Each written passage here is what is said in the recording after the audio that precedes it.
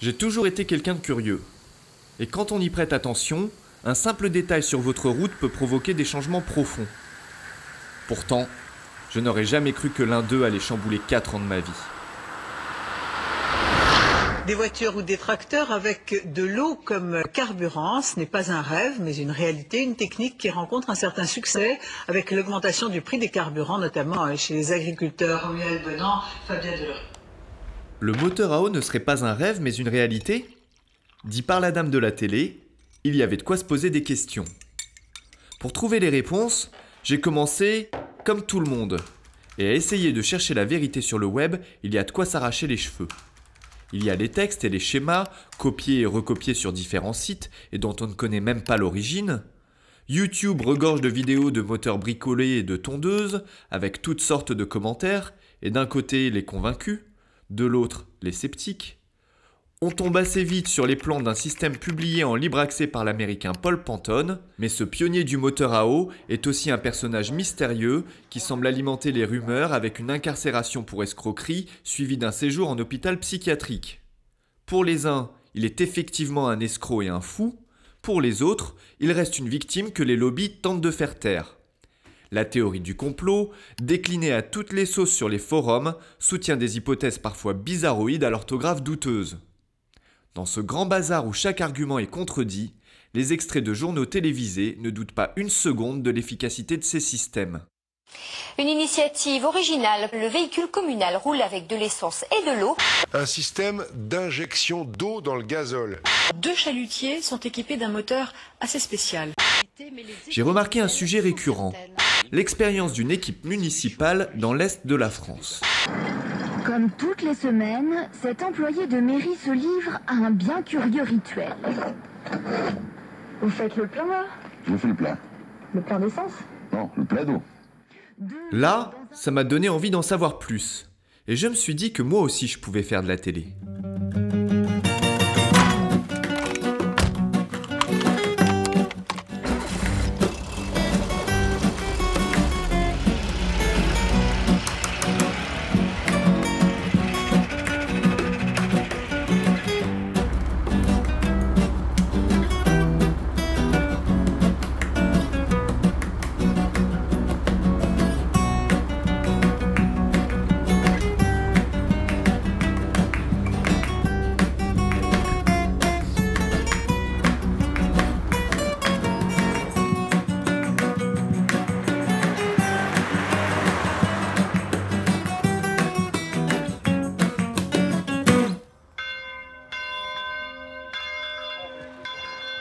Comme chaque lundi, Rocco s'apprête à faire un bien drôle de plein.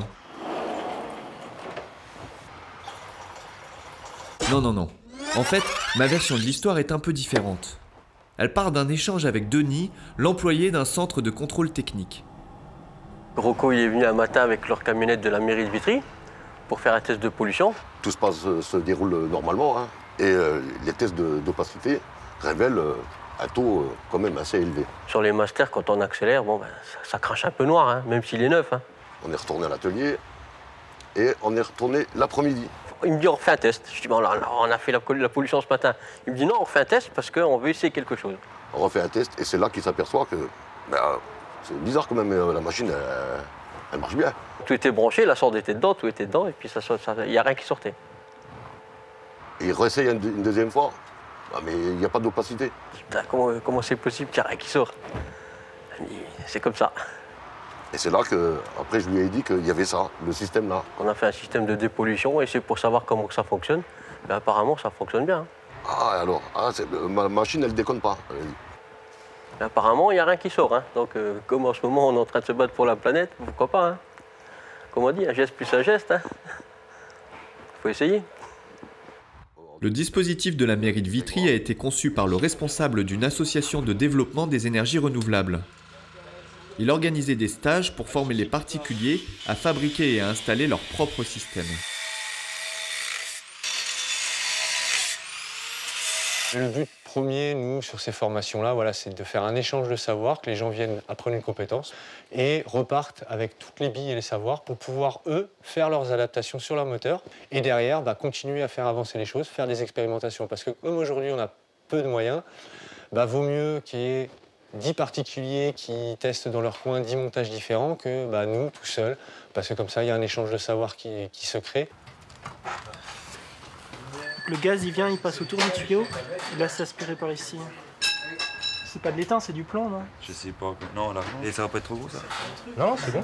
Ah bah non, j'ai le trou qui passe à l'intérieur. Parce que celui-là, c'est pour le... Ça fait longtemps, ça va faire 4-5 ans que j'avais entendu parler de ça. Là, j'ai vraiment fait la démarche de me déplacer, de faire un stage pour vraiment monter ça sur la voiture, parce qu'avec les informations sur le net, il y en a tellement que bah, moi, je me retrouvais un peu perdu, tu vois. C'est bien beau de passer des heures sur Internet à se documenter et tout ça, mais si au bout du compte, on a passé sa journée, on n'a plus envie de rien faire, on est crevé, on n'a pas gagné grand-chose, quoi. Au bout d'un moment, il faut passer à l'action, quoi. Il faut mettre les mains dedans et il faut le faire. Ouais, remarque, t'as que le gaz qui passe pour chauffer. Le gaz qui passe d'un côté et de l'autre côté. Non, ça me le fait, quoi. Aziz, lumière! Attends, tu as pris des courants alors au centre? Quand tu vas en parler aux gens, que tu vas passer un week-end, que tu vas apprendre à monter un dopage à l'eau sur une voiture, ça fait un peu marginal, ça fait rigoler, quoi. Et puis quand tu essayes de crédibiliser le truc et de dire si, ça fonctionne, il y en a plein qui roulent avec déjà, ça fonctionne. Il n'y a plus qu'à le mettre, il n'y a plus qu'à le faire, il n'y a plus qu'à apprendre et le monter, quoi. Et la réaction c'est toujours ouais bah écoute, si tu le dis, vas-y fais-le, quoi. et puis on verra si ça fonctionne, mais bon, point d'interrogation. Rêveurs ou pionniers, ces autodidactes ont au moins un mérite, mettre leurs interrogations à l'épreuve des faits. Mais pour construire le système, ils savent qu'ils ne pourront compter que sur eux-mêmes. De son côté, Alex n'est plus dans la croyance ou dans le rêve. Après plusieurs années de recherche et d'expérimentation, rien ne peut remettre en cause ses certitudes. Oui, aujourd'hui, moi, je peux montrer une quinzaine de véhicules, les gens peuvent les tester, les utiliser, avec, sans système, faire toutes les mesures qu'ils veulent. Au moins, moi, je sais que par l'expérience, on a prouvé que ça fonctionnait. Aujourd'hui, on atteint 20 à 30% sur des véhicules, donc voitures, transporteurs ou camions, qui sont faits, moi, j'ai pas peur de le dire aujourd'hui, avec des systèmes qu'on bricole. C'est du bricolage, c'est 3 bouts de tuyaux qu'on va mettre. Et derrière, on pourrait atteindre de bien meilleures performances si derrière, il y avait des gens sérieux avec des moyens qui se mettaient, ou si on nous offrait les moyens pour le faire, bah, on pourrait améliorer encore et je pense qu'on pourrait réduire par 2 les consommations des moteurs avec ce système-là. Je craignais avoir affaire à des hurluberlus et je me rends compte que leur discours est cohérent. Mais en toute franchise, je me sens encore incapable de monter ça tout seul. J'ai au moins acquis une certitude. Ce que je prenais pour un moteur à eau est en fait bien différent. Afin de mieux comprendre notre histoire d'eau et de moteur, commençons par casser le mythe. Le moteur à eau, c'est-à-dire celui qui utilise de l'eau comme carburant, n'existe pas. Certains moteurs utilisent de l'eau, comme le moteur à vapeur ou le moteur à hydrogène, mais on ne peut pas les appeler moteurs à eau car l'eau ne fournit pas d'énergie. Pour le moteur à vapeur, c'est le combustible, bois, charbon ou pétrole, qui fournit l'énergie nécessaire pour chauffer l'eau. Cette eau transformée en vapeur permet ensuite l'entraînement de la mécanique. On ne peut pas parler de moteur à eau. Dans le cas du moteur à hydrogène, on utilise l'électricité pour séparer l'hydrogène de l'oxygène de la molécule d'eau H2O. L'énergie vient de l'électricité et non pas de l'eau. Les moteurs thermiques qui équipent nos voitures fonctionnent grâce à un mélange d'air et de carburant. L'énergie chimique y est transformée en énergie mécanique. La plus grande partie de l'énergie de départ est perdue, soit sous forme de gaz résiduel à l'échappement, soit en chaleur. Le fameux procédé Pantone et ses dérivés de la famille du dopage à l'eau s'adaptent sur ces moteurs thermiques. La chaleur émise par les gaz d'échappement est récupérée pour produire de la vapeur. Cette vapeur passe ensuite dans un appareil appelé réacteur avant d'être injectée dans le moteur en complément de l'air et du carburant. L'eau n'est toujours pas la source d'énergie, il ne s'agit donc pas d'un moteur à eau. Si les systèmes de dopage à l'eau ne sont pas des moteurs à eau, l'engouement qu'ils suscitent auprès des expérimentateurs n'est pas sorti de nulle part. L'origine de cette histoire se trouve quelque part sur les routes de la France profonde. À la sortie d'un village, au détour d'un chemin, habite l'homme qui a inspiré les travaux d'Alexandre.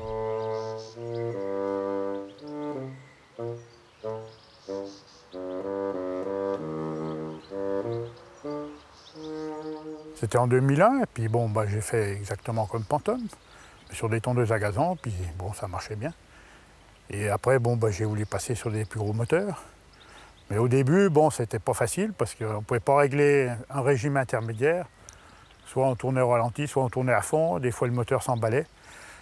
Alors du coup, bah, j'ai dit, tiens, je vais mettre que de la flotte dans le réservoir, dans le bulleur. Et puis j'ai continué à tourner comme ça, puis j'ai vu qu'il y avait une économie. Et du coup, après, j'ai fait tout comme ça, quoi. Voilà, le système est là. Ben là, on a la sortie d'échappement, là, vous voyez. Les gaz d'échappement passent autour du tube qui est à l'intérieur. Vous voyez, à l'intérieur, il y a un tube qui traverse. Et dans ce tube, il y a une tige d'acier, c'est ce qu'on appelle le réacteur. Et là, les gaz d'échappement, après, continuent. Ils passent là et ils retraversent par un tube à l'intérieur du bulleur et ils chauffent l'eau. Ils ressortent là-haut. Et l'eau qui est chauffée, ça fait de la vapeur qui est réaspirée dans le réacteur et ça retourne à l'admission. Ça a déjà bien diminué la pollution parce que lui, il fumait là.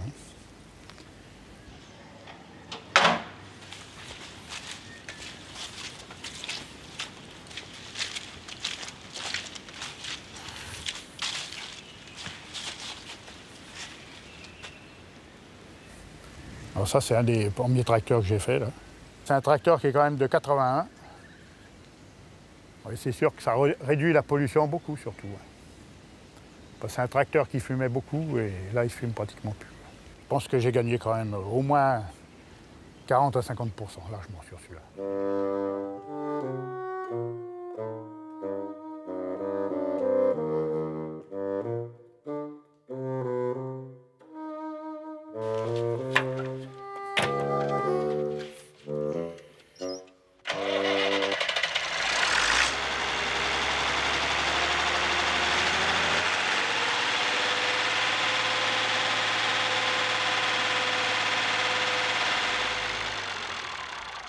Il y a un truc que je veux dire aussi.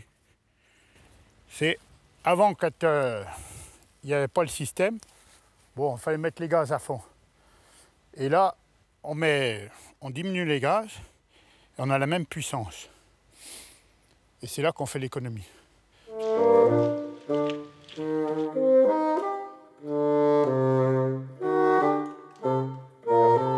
Vous m'aviez parlé au téléphone d'ingénieurs qui étaient venus vous rendre visite. Oui, il y a des ingénieurs chez Peugeot qui sont venus, oui, plusieurs fois. La première fois, ils étaient 5, je crois. Oui. Et le dernier coup, là, ils étaient 3. Oui.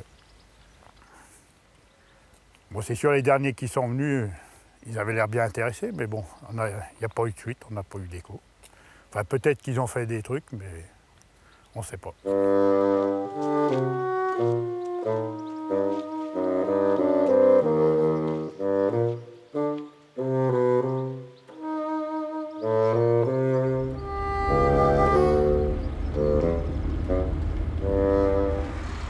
Un vieil ami d'Antoine, le maire du village, s'intéressait aux recherches de ce bricoleur de génie. J'allais lui rendre visite sur son lieu de travail, l'usine locale d'un grand groupe automobile. Antoine, il fait de la culture biodynamique, il a travaillé un petit peu sur les aéroglisseurs, il travaille aussi, donc, mais c'est une passion, il travaille sur ses moteurs à adduction d'eau, il ne le fait pas pour passer dans le journal, il le fait que pour lui, c'est une passion, c'est un passionné. C'est un passionné de la haute technique. Antoine, il aurait pu faire certainement un très grand ingénieur. J'ai fait 3 visites chez Antoine avec des ingénieurs de 7 fonds, donc deux visites avec des ingénieurs de 7 fonds, puis une visite avec un ingénieur de Paris. Et les ingénieurs de 7 fonds, notamment, ont été, je dirais, bluffés par le résultat, quoi. Donc j'en ai parlé à Jean-Martin Fols, PDG du groupe à l'époque, de formation ingénieur, c'est ce qu'il m'a dit. Je ne vois pas comment ce projet peut marcher. Ça m'a tenu à cœur, hein, bon, après je vous cache pas, j'ai baissé un peu les bras parce que j'ai beau me parler, en reparler. Pourtant, je suis dans un groupe automobile, bon sang. Et quand on parle à un patron de groupe comme ça, Je pensais qu'il allait me dire, bon, bougez pas, on va détacher 2-3 personnes, et puis on va tester, on va vous dire si ça marche ou si ça marche pas. Mais non, dégage, on touche. J'ai pas compris.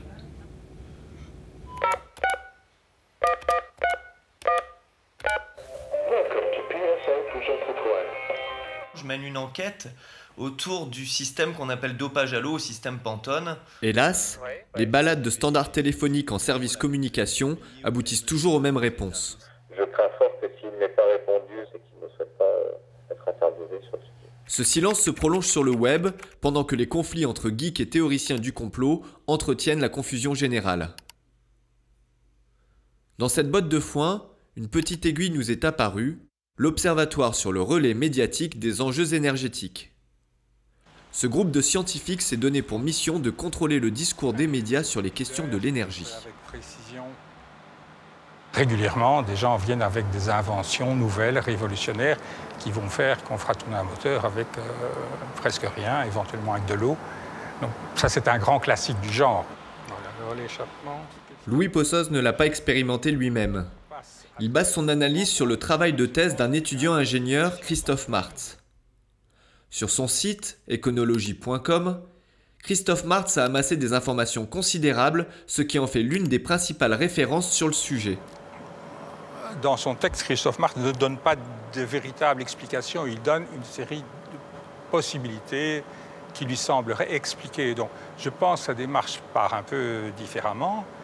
Il constate que le moteur fonctionne mieux en système Pantone qu'un autre moteur, du moins il dit qu'on constate cela, mais aucune de ces explications ne correspond à des lois de la physique ou de la chimie connues.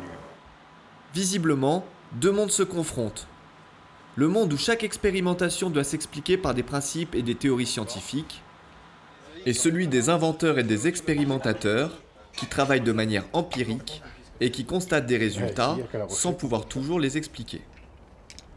Devant un problème posé comme ça, d'un système, d'une machine nouvelle, etc., donc on peut se poser deux questions. On peut regarder, est-ce que les explications qu'on donne sur le fonctionnement de cette machine sont compatibles avec les lois de la physique et de la chimie? On peut trouver que oui, elles le sont, ou non, elles ne le sont pas. Et puis l'autre approche consiste à dire, si on ne sait pas, on peut dire, mais on va le tester. Donc on le passe à leur banc d'essai, donc on compare le système avec un équivalent non équipé, par exemple ici du système Pantone. Il y a des bancs d'essai dans toute la France, dans toutes les universités, dans toutes les grandes écoles, dans tous les pays, en Angleterre, en Allemagne. Vous contactez l'université, ça va vous coûter 2-3 000 euros, et on passe au banc d'essai, et c'est très simple à faire. Je suis d'ailleurs très très étonné que personne ne l'ait fait.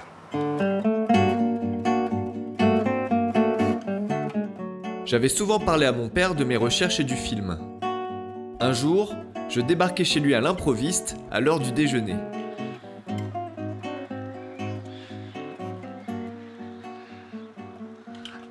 Salut. Bon, alors t'es venu me parler de ton film, de ton projet, là? Ouais, tout à fait. Bon, j'ai envie d'avoir un petit peu ton avis, voir ce que t'en penses. On va étudier ça, mais ça va être violent, hein. Ça va être dur, hein. Si je veux démontrer quelque chose avec mon film et que je veux faire passer un message puissant, je dois être certain et apporter des preuves de ce que je veux démontrer. Je prends la théorie que cet agriculteur n'est absolument pas malhonnête et il peut être de bonne foi. Sauf que son critère de jugement est peut-être un faux jugement. Il peut croire que ça fait des trucs alors que ça n'en fait pas. C'est pas parce que je suis de bonne foi que ce que je dis est vrai. C'est pas parce que j'y crois que ce que je dis est vrai. Cet agriculteur, il faut savoir qu'il a quand même des terrains qu'il cultive et qu'il cultivait avant avec 9000 litres de fuel par an et que maintenant il lui en faut 6000. Donc il y a bien, pour cultiver la même surface de champ avec les mêmes engins, une différence de consommation d'essence. Donc il y a peut-être cette différence-là.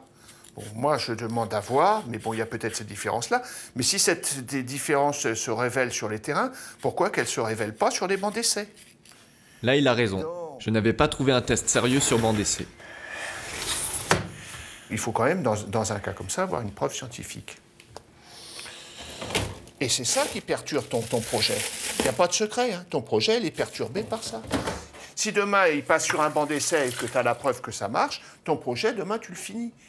Et puis tu dis à Total et à tous ces gens-là, voilà, vous êtes plantés. Je lui avais montré l'interview du professeur Louis Possoz. Il avait complètement adhéré à ses idées. Lui, il a une démonstration qui n'est pas compliquée et qui correspond à une meilleure approche que tous tes loulous, avec un physique un petit peu décalé. Donc leur message, même s'il était vrai, aura du mal à passer, dans la mesure où il est décalé. Par contre, ce qui est intéressant, c'est que si leur message est vrai et que tu vérifies la vérité, alors même s'il a un physique décalé, ça peut être intéressant comme image. Mais pour l'instant, moi, je crois plus aux scientifiques qui abordent le sujet sans passion, avec une simple rationalité d'homme scientifique. Et je pense que cet homme-là est parfaitement dans la logique que je défends. Ok, mais moi, mes loulous ont aussi une logique qui se tient. Et surtout, ils n'ont rien à vendre. Alors pourquoi ils s'acharneraient à bidouiller ce système si ça ne marchait pas? Je suis le sceptique de service. Et tu fais bien ton boulot de sceptique. Oui, sauf que je suis le téléspectateur lambda, et donc le téléspectateur lambda se pose des questions.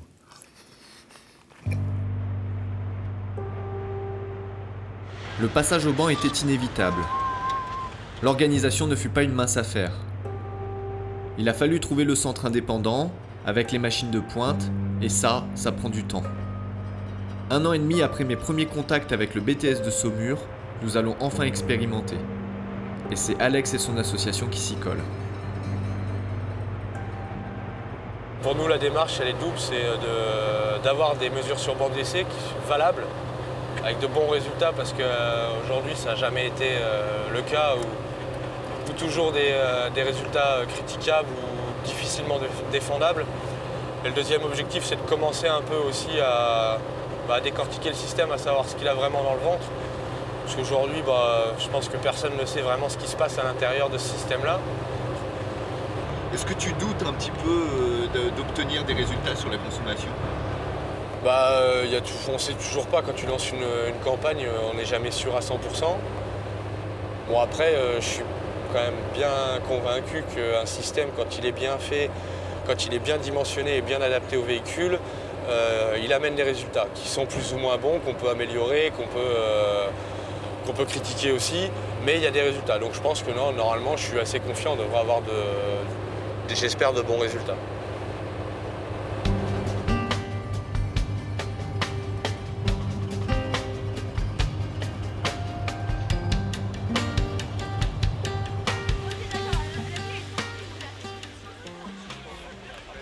Bonjour. Je m'appelle Alexandre Grégoire, je représente une association qui s'appelle La Pierre Angulaire, qui fait de la bioconstruction et de la maîtrise de l'énergie pour tout ce qui est particulier, professionnel ou collectivité. Et on a, dans le cadre de nos activités de maîtrise de l'énergie, une petite passion depuis 5-6 ans, qui est le dopage à l'eau. On bidouille des moteurs, des véhicules, des balayeuses, des groupes électrogènes, dans le but de les faire moins polluer et moins consommer. L'objectif, c'est de trouver en fait quelqu'un qui va nous faire des mesures, donc c'est vraiment le métier, la mesure, pour vraiment valider, sans, on va dire, a priori, notre système ou pas. Nous, la démarche qu'on a eue avec l'association depuis 5 ans, c'est vraiment de l'expérience. Après une présentation claire d'Alex, les questions des futurs pros du moteur sont celles que j'ai déjà entendues 10 000 fois.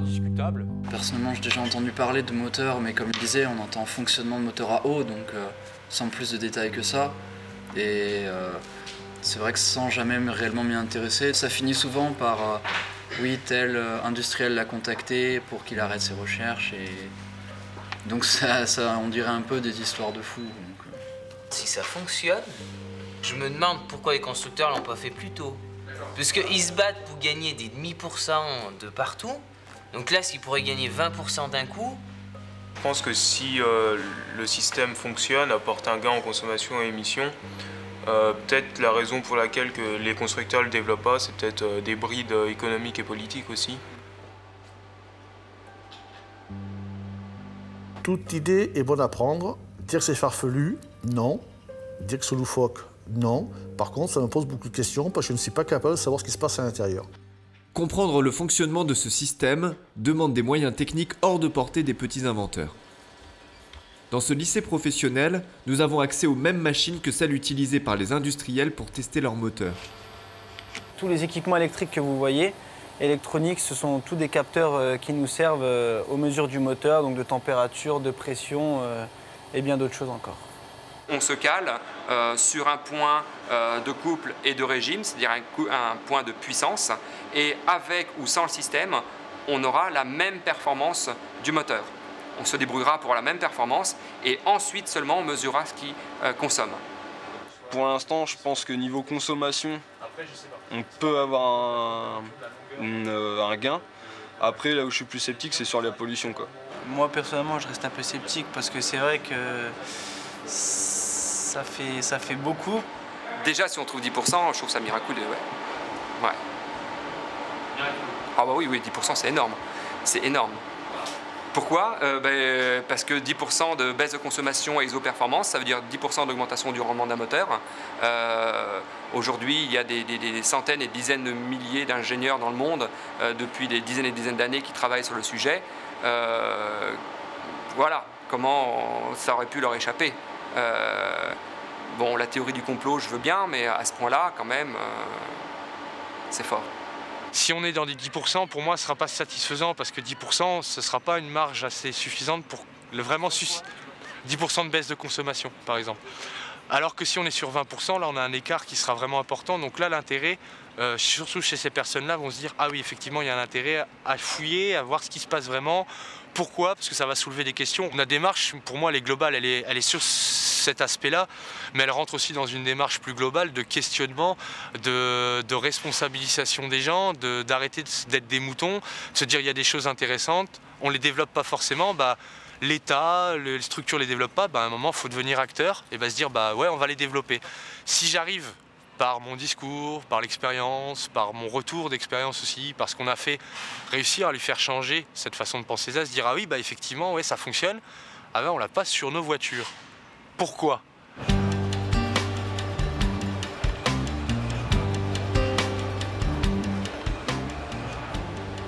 Les essais s'organisent en 4 phases de test réparties sur plusieurs semaines. 4 mois plus tard, nous revenons à Saumur pour recueillir les résultats. Alors là, on a l'évolution de la CSE, donc qui est une image donc, du rendement moteur, qui va nous permettre en gros de déterminer s'il y a eu gain ou pas de consommation. Alors on voit le premier bar là, premier bar graphe qui est l'évolution de la CSE sans le système, le deuxième avec le système et la troisième également avec le système. Vous concluez comme moi qu'il n'y a aucune évolution de CSE avec ou sans le système et que clairement on n'a aucun gain de consommation sur nos 8 points. Aujourd'hui, je ne connais pas la relation qui pourrait expliquer ces gains de consommation entre la présence de vapeur d'eau. Donc ça conforte, surtout ça ne me déstabilise pas. Surtout, voilà, c'est conforme à ce que je connais et ce que je sais du fonctionnement d'un moteur. Bizarrement, je m'étais préparé et pour le moment, je ne suis pas encore vraiment déçu ou dégoûté de ne pas avoir de résultats. Je pense que ça va venir parce que ça fait quand même mal de voir qu'on ne gagne rien, nulle part. Rien.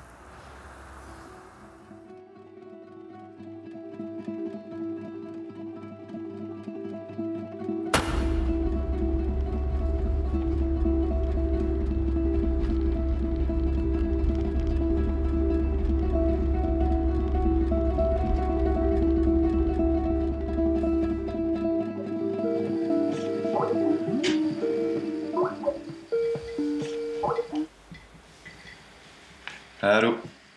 Salut Patrick. Salut. Moi je suis au courant d'aucune mesure, de résultat, de rien. J'ai aucun contact avec les étudiants ni avec les professeurs, pour l'instant. Ils ont fait 4 tests avec, sans le système. D'accord. Et après, ils ont relancé 4 tests et ils trouvent absolument rien. Quelle est ton analyse quand tu m'entends dire que tu n'as pas de résultat? C'est quoi ta première réaction qui te vient?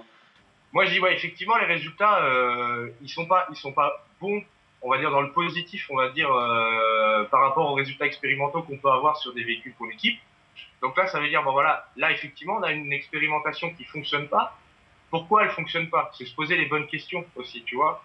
Je me fais un peu l'avocat du diable, mais pourquoi le système fonctionnerait en conditions réelles et qu'est-ce qui fait que ça ne fonctionne pas sur banc d'essai, tu vois? Je pense qu'on n'a pas réuni sur ce banc d'essai-là les mêmes conditions de fonctionnement que ce qu'on fait aujourd'hui sur des expérimentations taille réelle. Moi, je vois de mon point de vue de film, quand je vais montrer ça à mes spectateurs, imagine la réaction de voir que sur banc, il n'y a rien. Dans les conditions dans lesquelles on est, qui sont celles-ci, on n'a pas de résultat. Après, quelles sont les conditions de fonctionnement qu'on a réunies? Quelles sont les autres conditions de fonctionnement qu'on peut réunir pour avoir des résultats? Tu vois?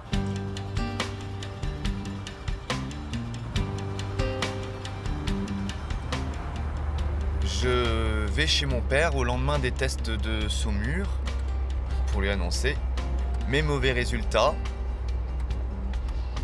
Je suis bien curieux de voir ce qu'il va me dire. Et surtout, je me dis que ça va lui donner du grain à moudre, ça. Que je risque de m'en prendre pas mal dans les dents.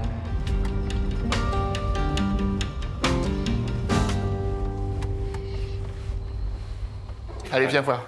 Viens prendre un petit café, là.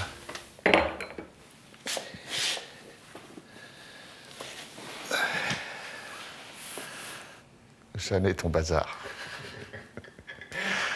Bon, alors je suis allé à Saumur hier, récupérer les résultats, et il n'y a absolument rien du tout. Faut pas rêver non plus, hein. Dans des cas comme ça, je crois plus à des faits scientifiques. Maintenant, tu peux persister à croire que tu as des résultats. Hein. Tu peux faire ça jusqu'à ta mort. Hein. Tu peux. Il y a des gens qui ont cru à ta truc. Puis voilà. Tu peux te persuader à fond. Hein. Maintenant, c'est difficile à faire avaler. Hein. Sans test, sans résultat, c'est difficile. Cette rationalité, pour moi, je suis complètement d'accord. Mais en même temps, je ne comprends pas pourquoi certains agriculteurs, certains mécaniciens s'obstinent à continuer à travailler sur ce système-là, alors qu'ils n'ont rien à gagner et aucun argent à se faire, et qui continuent à promouvoir ce système. C'est ça que je ne comprends pas. Il y a des gens qui sont comme ça. Pourquoi pas? Mais ça ne veut pas dire que le système marche. Hein. Pas parce que tu as 10 pelés et un tondu qui continuent à mettre leur machine et à faire la promotion et à dire que ça marche, que le système marche. Moi, j'aimerais bien voir le contraire. Hein. Un moteur qui marche pas sur un banc d'essai, qui marche sur une voiture, j'aimerais bien le voir. Qu'est-ce que tu penses donc de l'idée que je l'installe quand même sur ma voiture? S'il n'y a que ça pour mettre dans ta tête que ça ne fonctionne pas, il faudra que tu le fasses, sinon tu vas regretter toute ta vie. C'est cher payé, hein. Une petite séance chez un psy, ça coûterait moins cher. De retour chez moi, j'ai trouvé moins cher que le psy. Dans un bouquin commandé sur le web, un ingénieur et un mécanicien évoquaient leur parcours du combattant pour développer des procédés de dopage à l'eau sur la base d'anciens brevets oubliés par l'industrie. Ils y racontaient notamment avoir testé un système au banc d'essai sans aucun résultat. Y avait-il une explication concrète à notre échec de Saumur? Cette fois, la piste avait l'air solide.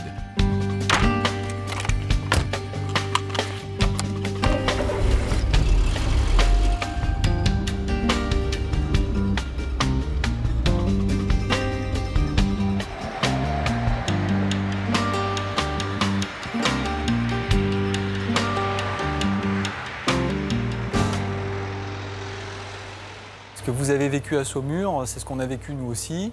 Il y a une absence de résultats avec les protocoles de mesure classiques, normaux, qu'on utilise pour tester un moteur. Donc ça a été l'objet en fait d'un certain nombre de questions pour nous qui nous ont permis de progresser. Après l'échec des tests de Saumur, j'étais sur le point de passer un autre tableau du jeu. Mais en quoi les protocoles de mesure officiels pouvaient-ils bien gêner la lecture des résultats? Il faut comprendre que les professionnels de la motorisation ont des habitudes de travail, ont des instruments de mesure, ont des stratégies de mesure qui sont adaptées à leur métier, on va dire, moyen, c'est-à-dire à ce qu'ils font tous les jours. Pourquoi est-ce qu'on a des milliers de témoignages de baisse de consommation? On passe un moteur équipé d'un kit sur un banc il n'y a pas de variation, donc le système ne fonctionne pas. Donc on met en balance en fait la mesure avec les témoignages. Si on avait 5 témoignages, 10 témoignages, on pourrait dire c'est un épiphénomène. Bon, après tout, on ne sait pas ce qui s'est passé, bon, mais c'est tellement peu. Au bout d'un certain nombre de témoignages accumulés, de gens contents, d'une réalité économique qui est en train de se forger, là, on met en balance quand même une réalité du terrain avec un protocole d'analyse de professionnels. Et là, on est confronté à un gros problème, c'est-à-dire qu'il y en a qui disent ça et les autres qui disent autre chose. Donc la question à se poser, elle n'est plus tellement, je dirais, dans le fonctionnement du kit, puisqu'on a des témoignages sur des machines agricoles où l'intervention humaine, comme sur un groupe électrogène, on n'est pas énervé quand on pilote un groupe électrogène, puisqu'on n'y touche pas. Donc on ne peut pas faire varier la consommation. Donc là, on est confronté à un problème où on doit se poser la question, est-ce que finalement, ce n'est pas la manière dont on mesure qui n'est pas adaptée à l'installation d'un kit qui économise du carburant. Donc c'est une piste de réflexion que nous avons suivie. En se basant sur ses retours d'expérience pour mettre au point un nouveau protocole de test, Christophe Tardy a pu obtenir des résultats plus proches de ceux rencontrés sur le terrain. Quand nous avons fait le test ici, c'était une Fiat Punto diesel, un modèle récent. On constate une économie d'environ 27%, ce qui est beaucoup. Ce qui est 27% de carburant économisé, ce qui est une belle performance pour un véhicule. Ce n'est pas représentatif de ce qu'on voit. Il faut savoir qu'un véhicule, en général, en marche normale, il dépense plutôt 25 chevaux que 40. Donc là, on avait un moteur qui était chargé volontairement pour avoir évidemment les conditions les plus favorables. Pour rouler à 130 km/h, au fur et à mesure que le matériel faisait son effet au niveau du moteur, j'étais obligé de, pour rester à la même vitesse, lever le pied de l'accélérateur. Et au plus ça allait, au plus je levais le pied de l'accélérateur. Et on restait toujours à 130 km/h. Et le banc était freiné exactement de la même manière. Les résultats, je les avais en direct sur cet écran, d'une part. Et il y avait un PC qui était embarqué dans le véhicule aussi. Il n'y a aucun risque d'erreur. Et en plus, il y avait quand même la société Veritas qui était là avec beaucoup d'appareils. Et en fait, on peut dire que 3 systèmes de lecture donnaient le même résultat. Donc ça, il n'y a pas de doute sur le résultat. Je n'en croyais pas mes yeux. Les mesures du bureau Veritas sur les gaz d'échappement indiquaient les valeurs suivantes. Composés organiques volatiles, moins 73,4%. Oxyde d'azote, moins 33,9%. Monoxyde de carbone, moins 17,3%. Dioxyde de carbone, moins 15,5%. Sur un véhicule, on va dire trajet travail, domicile, on a des taux de charge, c'est-à-dire une utilisation du moteur qui est assez faible par rapport à la puissance nominale. Donc c'est difficile de dépasser les 10-15% d'économie. C'est déjà très beau, voilà, sur un véhicule personnel. Par contre, sur des utilitaires, pour lesquels les moteurs sont beaucoup plus sollicités, on a un taux de charge supérieur, le potentiel d'économie est plus important. Là, on pourra atteindre 20% par exemple. On commence à se rapprocher de l'utilisation industrielle ou agricole où les potentiels d'économie sont bien supérieurs. Au début du XXe siècle, l'ingénieur Clerget, constructeur du premier moteur diesel, découvre l'intérêt d'ajouter de la vapeur d'eau dans les moteurs pour améliorer leur rendement. Injecté en complément du gasoil sur un moteur d'époque, cette eau sous forme de gaz permet d'en doubler la puissance. Lors d'une communication à l'Académie des sciences en 1925, Clerget souligne que l'injection d'eau augmente la longévité du moteur, réduit les fumées et son encrassement habituel. Au cours de la Deuxième Guerre mondiale, des systèmes d'injection d'eau installés sur des avions de chasse allemands et américains permettent de booster ponctuellement la puissance des moteurs dans les combats. C'est le cas du légendaire Vought F4U Corsair de Papy Boyington, dont les exploits dans la guerre du Pacifique ont inspiré la série télé Les Têtes Brûlées. En 1974, le garagiste Jean-Pierre Chambrin défraie la chronique en déposant un brevet pour un dispositif d'aménagement d'un moteur en vue de son alimentation avec un carburant additionné d'eau. Le système de Chambrin applique des courants électriques à haute et basse fréquence à un mélange d'eau et d'alcool chauffé à 800 degrés. Objectif, favoriser la séparation des molécules H2O en hydrogène et oxygène en vue de leur combustion. Dans les années 90, l'Américain Paul Panton publie sur le web les plans d'un système d'injection d'eau. Le procédé utilise une partie des gaz d'échappement pour chauffer un mélange d'eau et de carburant. Les vapeurs ainsi dégagées, appelées gaz Panton, sont dirigées entre les parois d'une tige et d'un conduit métallique dans le but de les charger électriquement. Une fois injectés dans le moteur, ces gaz permettraient de réduire la consommation de carburant et les émissions polluantes. Il y a 30 millions de véhicules qui font 10 000 km par an, donc ils vont consommer 1000 litres par an chacun. 30 millions multipliés par 1000, ça fait 30 milliards de litres. 30 milliards de litres, on en enlève 10%, on a gagné 3 milliards de litres. Bon, voilà. Mais ça supposerait que tout soit équipé, on en est très loin. Cette fois, il ne me restait plus qu'à équiper ma voiture. Mais pour être complètement autonome, je tenais à l'installer seul. Et vu mon niveau de mécanique, j'avais besoin de quelques conseils. Le réacteur à plat comme ça, avec l'entrée et la sortie. Moi qui ai l'habitude, je vais mettre 20 minutes. Et moi qui n'ai pas l'habitude, tu me donnes combien de temps? Tu vas te poser beaucoup de questions philosophiques et je pense qu'en 1 heure, si tu es assez dégourdi, tu vas pouvoir le faire.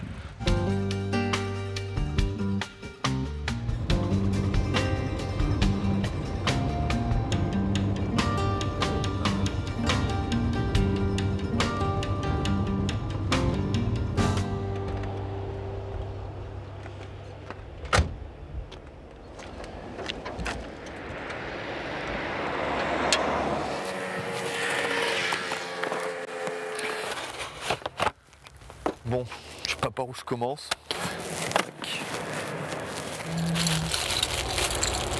Où c'est que je vais mettre ce putain de réacteur? Tac. D'accord. Je pile dans celui-là, et là il faudrait que je le pose ici. Ils ont dit que tu fais une boucle. D'accord. Donc tu fais une boucle. Relier le bidon au réacteur. Et voilà mon bulleur. Là, il y a la place, c'est pas long, je pense. Ici,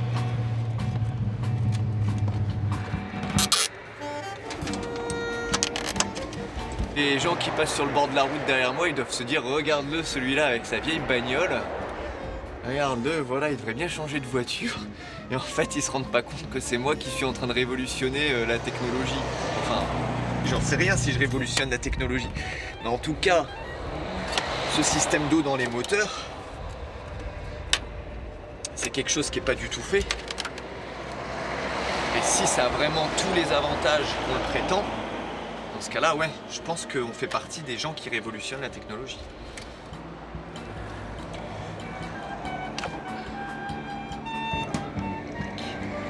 C'est la dernière pièce que je vais installer. Voilà, j'ai plus qu'à faire un trou dans un tuyau et à connecter, le tuyau en silicone livré de l'EconoKit ici. Mais si ça marche vraiment aussi bien, que ça décalamine les moteurs, que ça fait économiser du carburant, que ça fait moins polluer, et ben voilà, il faudrait démocratiser ce truc-là. Maintenant, je suis au point du test. Désormais, la suite de l'enquête semblait limpide. Enchaîner les kilomètres pour tester mon système. Mais quitte à brûler de l'essence, autant recueillir quelques témoignages d'utilisateurs. D'origine, on était à 11 litres à l'heure à peu près de consommation, 10 litres et demi à 11 litres à l'heure. Et là, on tourne autour de 6 litres et demi en moyenne. Donc c'est énorme. Hein.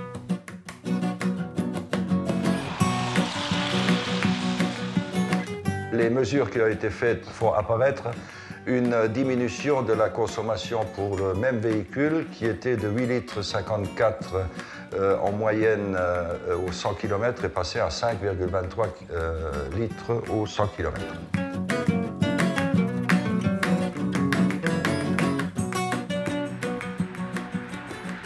Dès le premier test, on a fait 25% de réduction de la consommation en carburant Et là, on a réduit des émanations polluantes.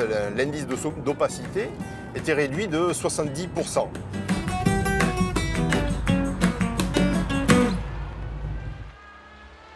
« 25% de baisse de consommation, ok. Mais sur ma voiture, les problèmes techniques s'enchaînaient, même si je pensais avoir suivi à la lettre les consignes d'installation de Christophe Tardy. Entre réglages techniques et questions métaphysiques, je ne voyais toujours pas apparaître de résultats clairs. Apparemment, je n'étais pas le seul. J'avais filmé Vincent Viala, un particulier qui avait fait poser un autre kit d'injection d'eau sur sa voiture. 1 an après son installation, il me donnait son bilan par téléphone. Pour l'instant, le système marche qu'à moitié. L'eau marche pas en fait avec le bulleur. Donc j'ai pas de consommation d'eau quoi. Là, j'ai passé, si tu veux, j'ai dû y passer peut-être 6-7 heures à essayer de bricoler le merdier pour que ça marche. Et en fait, ça marche toujours pas vraiment comme ça devrait quoi. Donc le bilan est assez mitigé quoi. Vincent n'était pas le seul à ramer dans le brouillard des systèmes d'injection d'eau. Plus d'un bricoleur motivé avait baissé les bras devant des résultats aléatoires, et mon expérience tendait à me rapprocher d'eux. Il était grand temps d'aller rendre visite au revendeur du kit conçu par Christophe Tardy.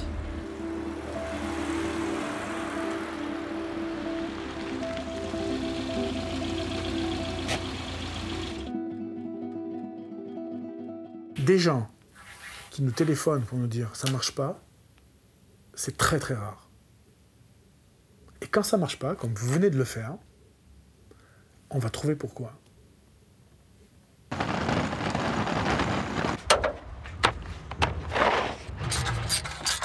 Première idée, on doit avoir un problème de température du réacteur. 65 chevaux, c'est un moteur qui va tourner à 50, à 40, 50% de taux de charge, donc c'est un moteur qui doit absolument nous donner des résultats. Il n'y a aucun doute sur ce point. S'il est persuadé de l'efficacité de son système, Olivier Louis doit maintenant convaincre les automobilistes. Pour atteindre cet objectif, il a financé des recherches pour comprendre les phénomènes physiques en jeu dans le système. Cette approche établit enfin le lien entre la démarche empirique des petits inventeurs et l'approche théorique des scientifiques. On n'est pas parti de la théorie. Il y a d'autres gens qui sont partis de la théorie. Ils nous ont parlé de leur théorie et on a dit, pour se lancer dans cette aventure, il faut d'abord qu'on comprenne ce qui se passe. On n'utilisera pas des coquillages, on n'utilise pas des mots de cracking. Le cracking, je ne sais pas ce que ça veut dire déjà, moi. Donc on va travailler sur la science. Et pour comprendre comment le produit fonctionnait, comment il agissait à l'intérieur d'un moteur, pour pouvoir le concevoir, l'améliorer, le développer et proposer des choses à l'avenir, il fallait impérativement savoir quelles étaient les bases de la mécanique, de la thermodynamique et de la chimie qui étaient nécessaires à maîtriser pour savoir quel était l'effet. Après 3 ans de confrontation avec toutes sortes de théories, Olivier Louis est la première personne à nous proposer une interprétation précise des phénomènes physiques en jeu dans un système d'injection d'eau.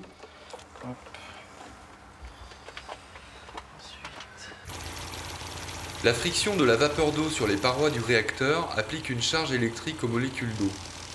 À l'état naturel, les molécules de carburant forment une longue chaîne d'atomes de carbone et d'hydrogène qui a tendance à se replier sur elles-mêmes. Lorsque les molécules d'eau polarisées entrent en contact avec les molécules de carburant, elles leur transmettent leur charge électrique, ce qui a pour effet de les déplier. Dans le cas de la combustion classique, les molécules se consument de façon incomplète, ce qui produit des gaz imbrûlés rejetés par l'échappement du moteur. Lorsqu'elles sont dépliées par contact avec les molécules d'eau électrisées, les molécules de carburant brûlent de façon plus complète. La pression sur le piston est améliorée et la quantité de gaz imbrûlé à l'échappement diminue. L'injection de vapeur d'eau dans le cylindre permet d'abaisser sa température d'environ 200 degrés. L'oxygène ainsi économisé contribue à améliorer la combustion du carburant et à réduire la production de gaz toxiques, dont les oxydes d'azote. Dans ce système, l'effet thermique et l'effet électrique sont complémentaires. Ainsi, 2 phénomènes physiques se combineraient pour améliorer la combustion. Si on déplie la molécule mais qu'on n'a pas d'oxygène disponible pour la combustion, on n'aura pas le résultat escompté. Et si on améliore la disponibilité de l'oxygène par la diminution de la température de la chambre de combustion et qu'on ne déplie pas la molécule, on aura toujours autant d'hydrocarbures à l'échappement et de particules. Donc, il est très important d'avoir un couple de phénomènes qui va amener ce résultat-là, en tout état de cause. La diminution de la température dans la chambre de combustion est un fait acquis et surtout qui est en cours de développement chez les constructeurs. On peut aussi avoir inventé le dopage à l'eau et qu'on l'ait mis de côté. Tiens, d'ailleurs, il me semble que Renault dispose d'un brevet sur le dopage à l'eau. Je vous invite à aller le lire. Pourtant, vous ne trouvez pas de dopage à l'eau dans les voitures Renault. Pourtant, ils ont déposé un brevet sur ce sujet. Une recherche sur le site de l'Institut national de la propriété intellectuelle permet de retrouver ce fameux brevet déposé par Renault en 2005. Pour la première fois, nous découvrons qu'un groupe industriel de premier plan valide noir sur blanc les arguments tant de fois entendus dans la bouche des inventeurs. Il est également connu d'injecter de l'eau dans le circuit d'admission d'air du moteur. Cette eau se mélange au gaz d'admission et permet de réduire les températures de combustion et les émissions de polluants appelés NOx, et d'augmenter les performances, par exemple d'un moteur essence, en diminuant la sensibilité au cliquetis. Sur le moteur de recherche de l'INPI, la fête continue. Un autre brevet déposé en 2012 par l'Institut français du pétrole reconnaît lui aussi les vertus des systèmes d'injection d'eau, comme d'améliorer la consommation en carburant et de limiter l'émission de polluants. Combien d'autres brevets dorment ainsi dans les tiroirs? Plus d'un siècle après la découverte de l'injection d'eau par l'ingénieur Clerget, pourquoi ces procédés à fort potentiel économique et environnemental ne sont-ils toujours pas sur le marché? Je réalise un documentaire sur un procédé qu'on appelle le dopage à l'eau des moteurs. Je ne connais pas de la technologie dont vous parlez. Je vous ai fait part de brevets qui ont été publiés chez Renault. Je ne serai pas en mesure de vous répondre. Est-ce qu'il serait possible de me donner une réponse? On ne travaille absolument pas là-dessus. Hein. Donc, on va avoir un ingénieur qui va vous parler de ça. D'accord. Alors par contre, moi j'ai quand même trouvé un brevet, hein, puisque apparemment l'IFP Énergie Nouvelle a déposé un brevet.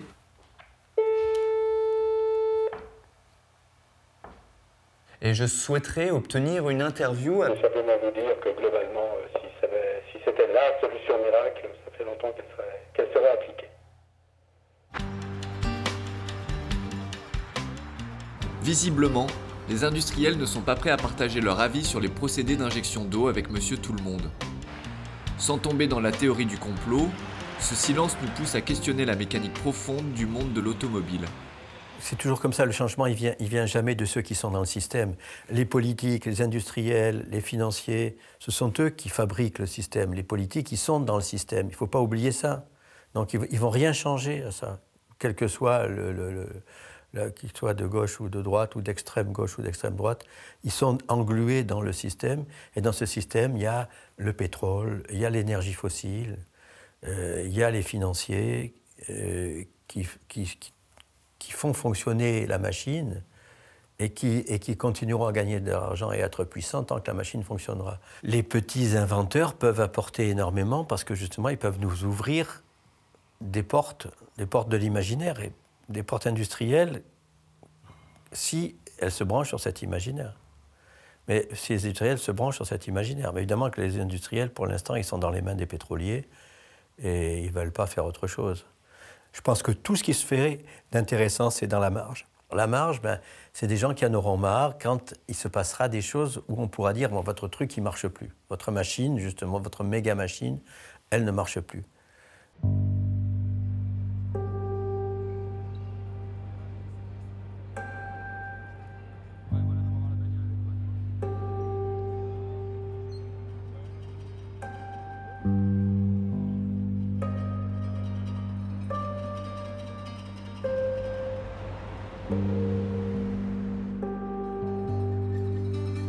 Le temps est venu de mettre un terme à cette enquête. Après de nombreux réglages, le kit installé sur la BX a montré une baisse de consommation de 8%. En 2016, de nouveaux éléments sont venus renforcer les perspectives du dopage à l'eau pour les moteurs. Le constructeur BMW a sorti la première voiture de série à injection d'eau, la M4 GTS. En abaissant la température de combustion, ce procédé permet de réduire la consommation du moteur, mais aussi d'augmenter sa puissance et son rendement. Le fabricant de ce système, l'industriel allemand Bosch, souhaite commercialiser ce procédé sur des véhicules de petite et moyenne cilindraée à l'horizon 2020 pour gagner jusqu'à 13% de consommation. Il aura donc fallu plus d'un siècle pour que les vertus de l'injection d'eau sortent des oubliettes de l'histoire de l'automobile, après leur découverte en 1901 par l'ingénieur Clerget.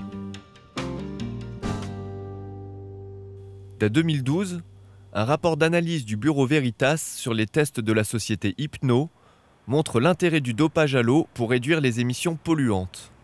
Une simple extrapolation de ces chiffres montre que si le procédé était appliqué à tous les véhicules européens, il permettrait d'économiser chaque année plus de la moitié des émissions de CO2 du transport routier français.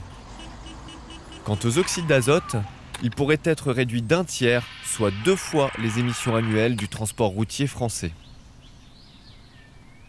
Pour le journaliste Jean-Luc Moreau du magazine Automoto, le dopage à l'eau représente peut-être l'avenir de l'automobile.